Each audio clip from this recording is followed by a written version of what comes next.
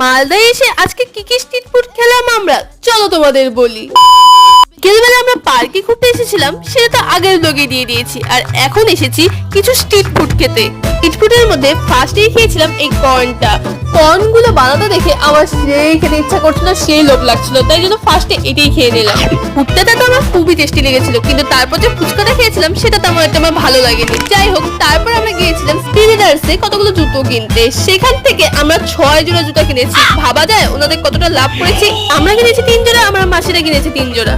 তারপর জুতো টুতো কিনে তারপর আমরা গিয়েছিলাম চপ কিনতে আর আইসক্রিম কিনতে। ভেবেছিলাম যে গরম গরম চপ খাবো, কিন্তু চপটা শেষই হয়ে গিয়েছিল, এর জন্য ঠান্ডাই কিনতে হয়েছে। কিন্তু ঠান্ডা ঠান্ডা আইসক্রিমটা আমরা পেয়ে গেছি। তারপর দিদি ভাই ভাড়া বাড়িতে গিয়ে আমি আইসক্রিমটা গিললাম। আজকে আমাদের মেইনলি স্ট্রিট ফুড খাওয়ার প্ল্যান ছিল, কিন্তু তেমন আমরা খেতেই পারিনি টাইমের অভাবে। যাই হোক, মালদার আরো ব্লগ আসতে চলেছে, তাই আমার চ্যানেলটাকে তাড়াতাড়ি সাবস্ক্রাইব করে নাও। আজকের জন্য টাটা।